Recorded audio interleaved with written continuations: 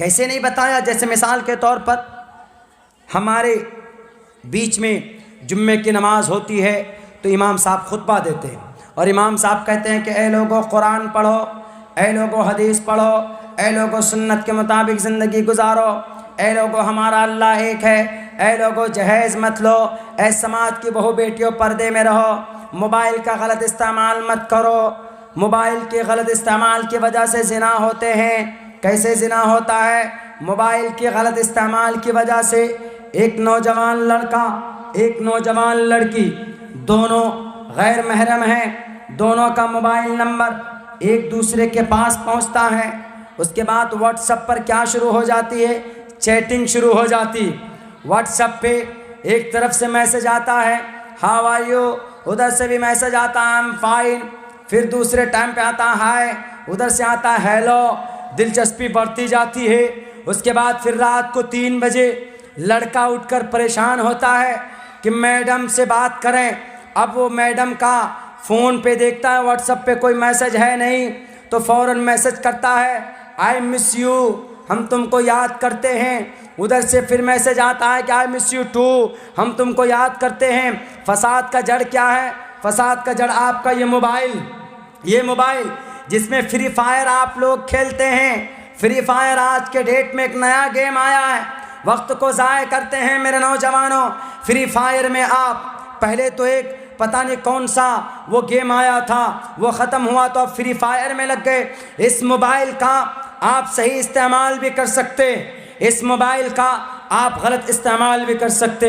ये जितने भी मोबाइल हैं इनके अंदर वीडियो रिकॉर्ड हो रहा, ये वीडियो ये कन्वर्ट करके एडिटिंग करके यूट्यूब में डालेंगे, लोग सुनेंगे। बहुत से लोग पहचानते हैं वीडियो में, बहुत से लोग वीडियो से अच्छी बातें हासिल कर लेते हैं, उस पर अमल करते हैं। तो ये मोबाइल के ज़रिए से अच्छा काम हो रहा। लेकिन अगर इसी मोबाइल में अभी फ़िल्म लगा दिया जाए, सलमान खान का कमर हिलाना दिखाना शुरू कर दिया जाए, अभी भोजपुरी फिल्म का गाना चला दिया जाए, अभी बिग बॉस का एपिसोड चला दिया जाए, तो फिर इसी मोबाइल का इस्तेमाल करना गलत हो जाएगा। ये मोबाइल के ज़रिए से हमारे न्यू जनरेशन के अंदर, हमारी समाज की बेटियों में और हमारे समाज के नौजवानों के अंदर क्या बढ़ती है?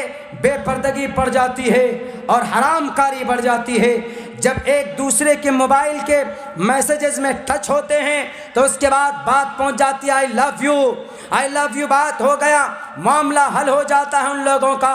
उसके बाद दोनों आपस में नाजायज़ संबंध बनाते हैं, फिर बात जिना तक चली जाती है। मेरे नौजवानों, जब आप जिना करते हो, अल्लाह ने आपको जो रूहानी ताकत दी है ईमान की, जब कोई मुसलमान जिना करता है तो वो ताकत, वो रूहानियत उतर कर बाहर हो जाती है।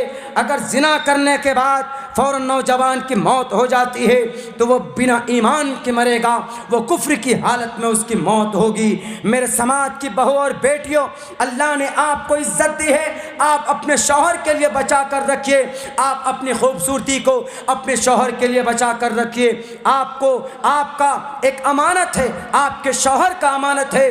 अगर आपने निकाह से पहले किसी गैर महरम लड़के के साथ संबंध बनाया है तो आपने गोया के अपने शौहर की अमानत में आपने खयानत की। आपको क़यामत में अपने शौहर को जवाब देना होगा।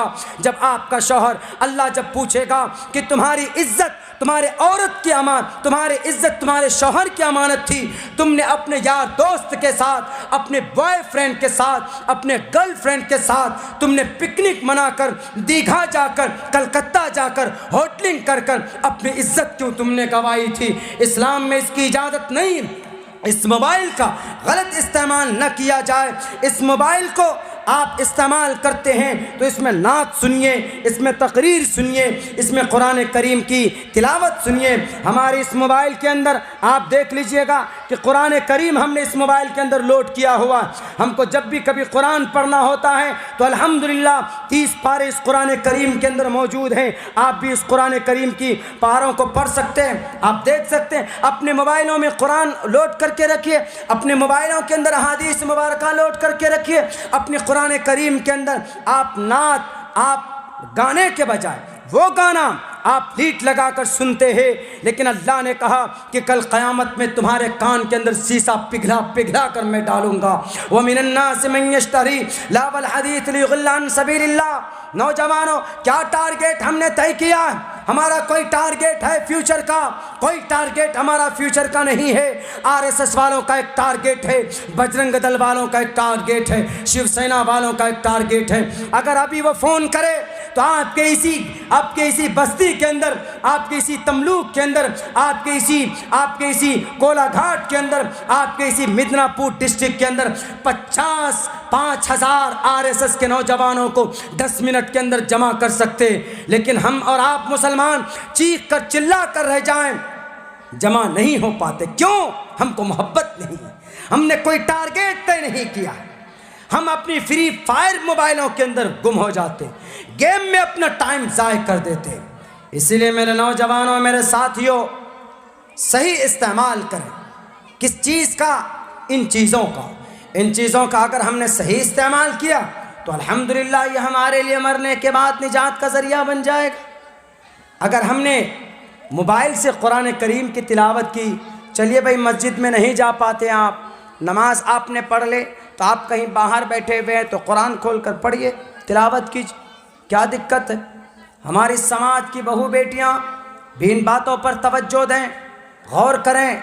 हमारे नौजवान भी इन बातों पर तवज्जो दें और गौर करें, वरना मेरे भाइयों, मेरे साथियों, वक्त इतना नाजुक आ चुका है। अगर हमने अपने आप को नहीं बदला तो अल्लाह तबारक व ताला की तरफ से मदद और नुसरत नहीं आने वाली। क्यों?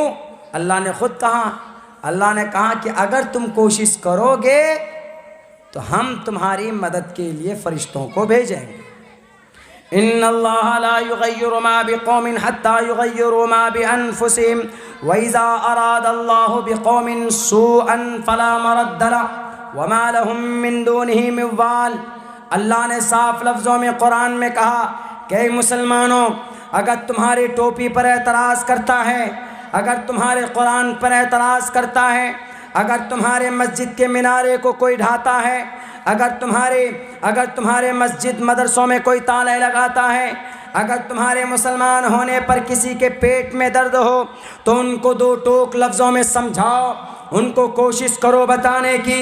लेकिन अगर तुम खामोश बैठे रहे, उनमें नफ़रत बढ़ती जाएगी। राजनेताओं से उम्मीद मत कीजिए, वह आपकी कोई मदद नहीं करेंगे।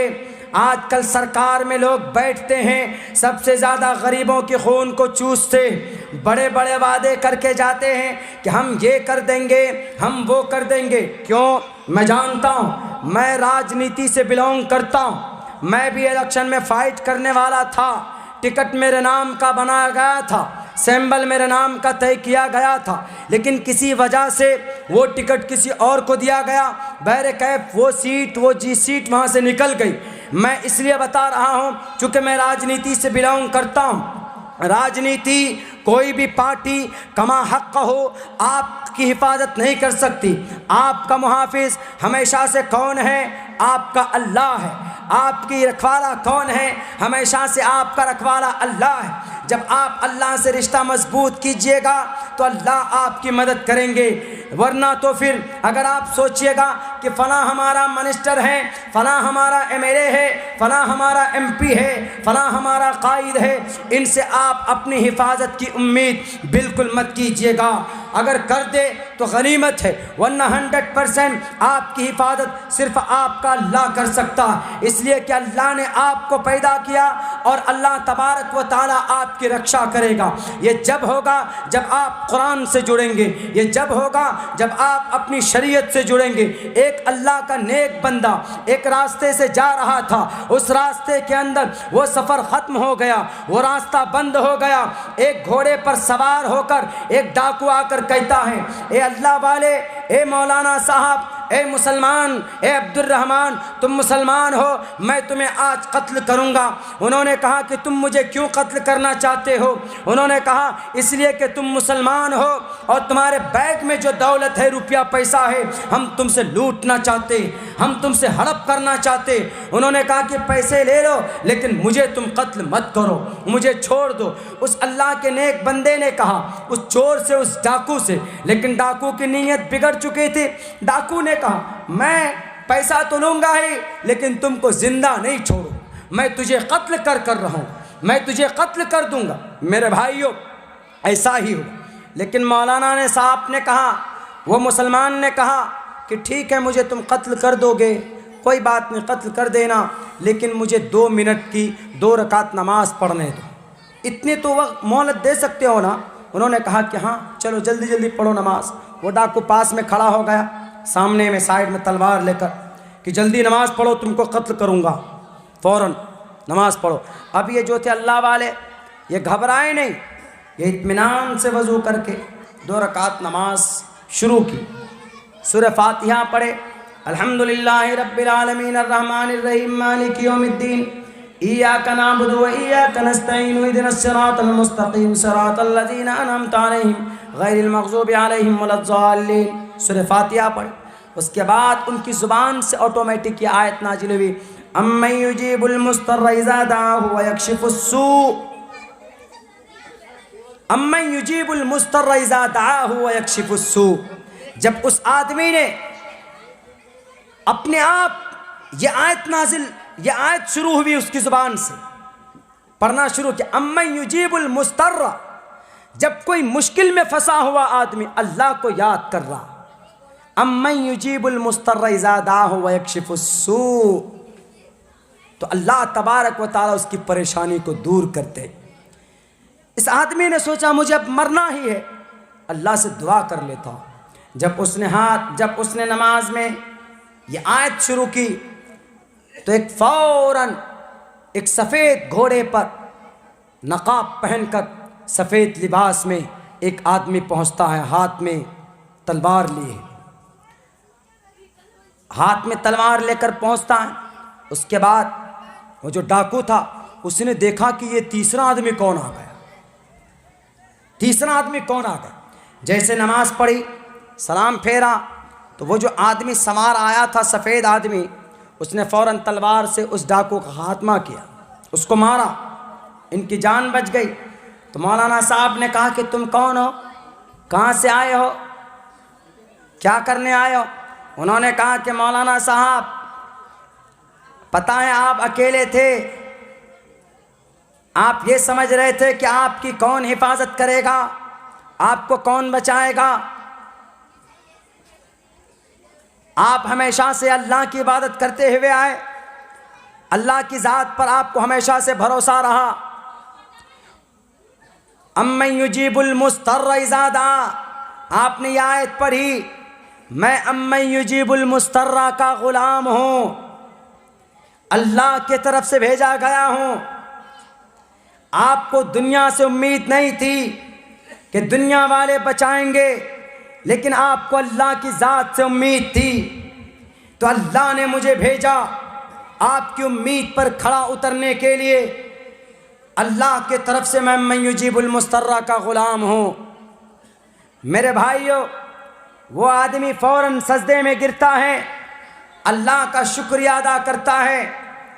देखिए, जब आदमी दुनिया से मायूस हो जाता है, जब देखता है कि दुनिया में उसकी हिफाजत कोई नहीं करेगा, तो वो आदमी अल्लाह के दरबार में हाथ उठाता है।